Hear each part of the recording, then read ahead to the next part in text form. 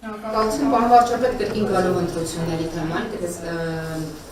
ցանկանում եմ ձեր արձագանք ռուս բարձրաստիճան չինովնիկ Կոստանտին Զատուրինյանի հայտարարությանը, թե այն ժամանակ Բաքվի կողմից Սերժ Սարգսյանի խոստացված 5 միլիարդ դոլարը վերցրել եք դուք եւ ընթացից իրականացնում եք նաեւ Թուրքիայի եւ Ադրբեջանի պահանջները։ Ըստ այդմ էլ առաջիկա խորհրդարանական ընտրություններին հանդիսանում եք հենց Բաքվի եւ Անկարայի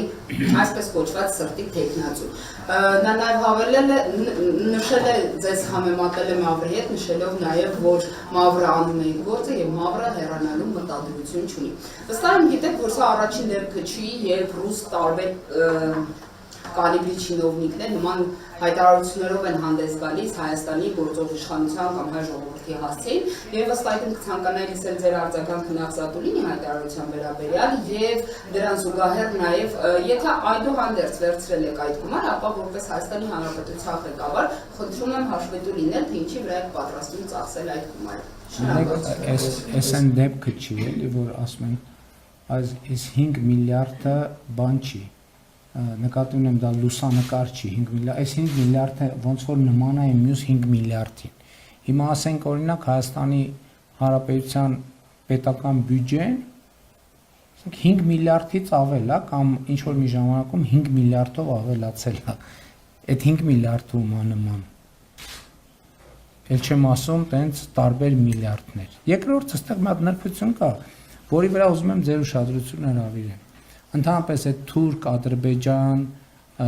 եւ համատեքստում շատ կարեւոր է, որ այնուամենայնիվ ցավոք սրտի Ռուսաստանում կան որոշակի շրջանակներ, որոնք առաջնորդվում են հետեւյալ տրամաբանությամբ, որ Թուրքիայի եւ Ադրբեջանի հետ Հայաստանի խաղաղությունը ձեռնտու չի իրենց, որովհետեւ այդ դեպքում Հայաստանը կդառնա լիարժեք անկախ պետություն։ Իսկ եթե թշնամանք կա եւ հակամարտություն կա Ադրբեջանի եւ Թուրքիայի հետ, Հայաստանը ստիպված կլինի ավելի ու ավելի մեծ ավելի ամուր գրկել Ռուսաստանի։ Եվ հիմա տեսեք, օրինակ ես շատ մտածում եմ այդ մասին, որ անընդհատ մեր ընդդիմության ներկայացուցիչներն էլ ասում են փորձում են ինձ եւ մեզ մեղադրել Թուրքիայի եւ պրո-թուրքականության եւ պրո-ադրբեջանականության մեջ, կարծեմ ամանորյա ուղերձում էլ ես այդ թեմային անդրադարձա։ Տեսեք ինչի մասին է խոսքը։ Մենք այս տարածաշրջանում ենք ապրում եւ մենք ունենք 4 հարևան երկիր։ Այդ 4 հարևան երկրի ով է արդյունավետ ղեկավարը, ով որ ուզում է 4 հարևան երկրի հետ ունենալ լավ հարաբերություններ եւ խաղաղություն, թե նա ով ուզում է այդ 4 հարևան երկրի հետ անընդհատ հրահրի հակամարտություններ։ Եվ որ երկիրն է ավելի անկախ ինքնիշխան զարգացած, նա ով հարևանների հետ ունի բնականon հարաբերություններ, թե ով հարևանների հետ ներքաշված է կոնֆլիկտների մեջ։ Ես ուրախությամբ եմ արձանագրում, որ իմ ասած գաղափարը Ռուսաստանում այն որ Հայաստանին պետք է անընդհատ բան անել, սադրել Հայաստանին Ադրբեջանին, Հայաստանին Թուրքիային, Հայաստանին Վրաստանին, Հայաստանին Իրանին, սադրել ինչ որ հակադրություններ, որպեսզի կախվածությունը կամ մեծանա կամ ի հայտ գա Ռուսաստանից, ես ուրախ եմ, որ այդ տեսակետը շատերը չեն կիսում Ռուսաստանում։ Համենայն դեպս վստահ եմ, որ իմ գործընկերը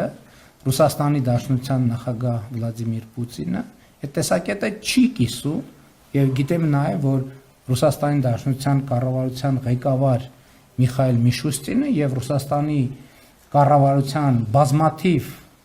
բարձրաստիճան ներկայացուցիչներ, ովքեր համոզված են մեծամասնություն են կազմում Ռուսաստանի վերնախավում, չեն կիսում այս տեսակետը եւ համարում են, որ խաղաղությունը օգտակար է եւ Հայաստանին, եւ Ռուսաստանին, եւ ընդհանրապես տարածաշրջանի երկրներին։ Տեսեք, այսօր ինչ են ասում, ինչ թեզեր կան։ Ասում են մենք կողմ ենք խաղաղությանը, բայց կողմ չեն 29743 քառակուսի կիլոմետրի։ Սա աբսուրդ հայտարարություն է, որովհետեւ եթե կողմ չես 29743 քառակուսի կիլոմետրին, դա նշանակում է, որ հետաձգված թե անմիջապես թե վաղը պատերազմ ես հայտարարում։ Միանշանակ եւ աներևա։ Երկու կարծիք չի կարող լինել։ Եվ էսա պատճառը ես այդ հարցերին իմ ամանորյա ուղերձում անդրադարձա։ Եվ ես ասացի, ընդ որում, ես էլի եմ ասում, ինչ որ ես հիմա ասում եմ, ես սա չէի ասում 4 տարի առաջ, որովհետև 4 տարի առաջ, 5-6 տարի առաջ, ես առիթ ունեցել եմ ասելու, չէ, որ կարծում եմ, որ Հայաստանում ընդհանրապես կուսակցություն չի եղել։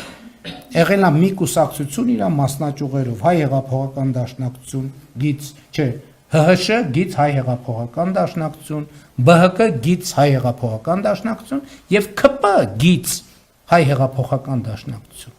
Ես օրինակ ինչ որ հիմա ասում եմ, եթե մեկը 2018 կամ 17 թվին ասեք, ես էլ նույն կերպ կհարցակվեի այդ մարդու վրա, բայց այդ եմ ասում, իրական Հայաստանի գաղափարախոսությունը այդ թվում նրա մասին է, որ մենք պետք է հասկանանք, ինչ աշխարհը հասկանանք, որովհետև խնդիրն այն է, որ 1830-ական թվականներից մինչև 2023 թվականի հոկտեմբերը կամ մինչև 22 թվականի հոկտեմբերը մենք բոլորս Հայաստանը աշխարհը տեսել է Զատուլինի աչքերով։ Հիմա տարբերությունն այն է, որ մենք որոշել ենք, այդ նրանից չի, որ շատ խելոք ենք, այդ նրանից է, որ կներեք, ոնց ասեմ, որ կոպիտ չընչի, քթներս առել է, բոլորիս, ձերել միասին, իմ առաջնորդությամբ այո, բայց ձերել միասին, բայց է շատ կարևոր է, է շատ կարևոր նրբություն է։ Հիմա ինչն է պրոբլեմ, որովհետև Զատուլինը եւ իր տեսակետները կիսող ռուսաստանցիները եւ հայաստանյան ընդդիմության ներկայացուցիչները ընդ որում ասեմ ձեզ, այս ընտրությունները այդ կոնտեքստն է ունենալու։ Քաղաքական ուժեր, ովքեր աշխարհը տեսնում են Հայաստանի Հանրապետության աչքերով, տենց ում ասենք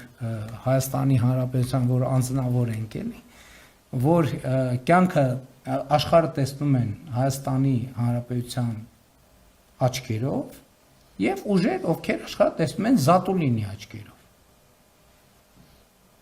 Եվ ընտրությունը հետևյալն է,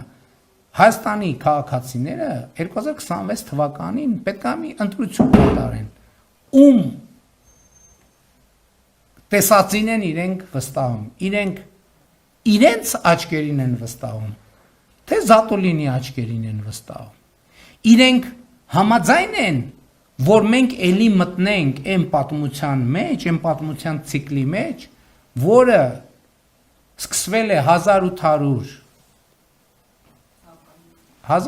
ոչ թե 1800-ականներին, հեսա կարող եմ ասել մոտավորապես 1850-ականներին եւ ավարտվել 2023-ին, 22-23-ին, այդ ընթացքում ինչ ա եղել։ Մենք հասկանում ենք այն որոշումները, որոնք մենք կայացրել ենք, այն որոշումները, որոնք ես կայացրել եմ, այդ որոշումները մի բանի մասին են։ Ես էլի ուզում եմ ուրախությամբ եւ հպարտությամբ եւ դառնությամբ դա նշեմ, որովհետեւ այս ամեն ինչը շատ ողբերգական իրադարձությունների արդյունքում է տեղի ունեցել։ 2024 թվականի ապրիլին մենք այդ պատմական ցիկլից դուրս ենք եկել։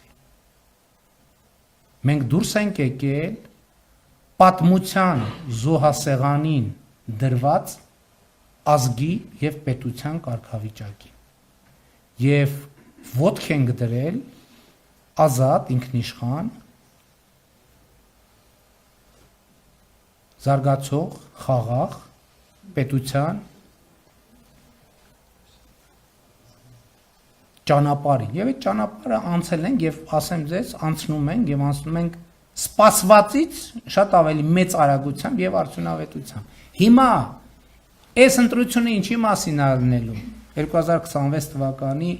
հունիսի 7-ի ընտրությունը ընտրությունը լինելու է մտնում ենք 1856-ից 53-56-ից 2022-23-ի ուղեցիր թե շարունակում են խաղաղության, ինքնիշխանության, անկախության, պետականության, բարեկեցության, զարգացման, ապաշրջափակման եւ ի վերջո երջանկության ուղեկիցը։ Ուրիշ բանի մասին չի այս ընտրությունը։ Բա ի՞նչ է տեղի ունենում ձեր կարծիքով ինչի համար այս ամեն ինչը։ Հարց է տրվում ասում վարչապետի տեխնացու առաջադրվել ինչ կասեք։ Այդ ամեն ինչը Հայաստանի Հանրապետությունը ապա լեգիտիմացնելու վերջին փորձն է։ Հայաստանի Հանրապետությունը հայտարարագրելու որպես չպետություն հայտարարագրելու վերջին փորձն է։ Եվ գիտեք ինչ։ Ես կարծում եմ, որ ես գիտեմ ինչ է զգում եւ ինչ է մտածում մեր ժողովուրդը։ Եթե ես չիմանայի ինչ է զգում եւ մտածում մեր ժողովուրդը եւ ինչ է ուզում մեր ժողովուրդը, ես չի կարող a հայտնվել Հայաստանի Հանրապետության վարչապետի պաշտոնում եւ b այս ամեն ինչի միջով անցնելով շարունակել մնալ Հայաստանի Հանրապետության վարչապետի պաշտոնում։ Եվ թույլ տվեք վստահություն հայտնել, որ իմ նշած բոլոր ուժերը իրար հետ առաջիկա խորհրդանական ընտրություններում ստանալու են ջախջախիչ փոքրամասնություն։ Այս ընտրությունների արդյունքում տեսեք ինչա տեղի ունենալու։ Բոլոր նախկին իշխանությունները եւ բոլոր օլիգարխները վերջնականապես եւ անվերադարձ դուրս են շպրտվելու քաղաքական դաշտից։ 2026 թվից հետո դուք այլևս չեք տեսնելու քաղաքականությամբ զբաղվող օլիգարխ, չեք տեսնելու։ Եվ չեք տեսնելու քաղաքականությամբ զբաղվող, ասենք, նախկին նախագահ եւ այլն, չեք տեսնելու։ 2026 թվականի հունիսի 8-ին մենք բոլորս արթնանալու ենք նոր նրանք ովքեր գիշերը քնելու են մենք արթնանալու ենք մի Հայաստանում ես 1850-1850-ական թվականներին մասին ասացի, բայց 2026 թվականի հունիսի 8-ին մենք արթնանալու ենք մի Հայաստանում, որը շարունակում է, որի պատմությունը միանում է այն պատմությանը, որը ընդհատվել է 374 թվին Պապ Թագավորի սպանությամբ։ Այսինքն Հայաստանը եւ հայ ժողովուրդը վերադառնալու է իր օրգանիկ պետականակենտրոն պատմությանը եւ այդպիսով ապահովելու է սեփական պետության հարատեվությունը։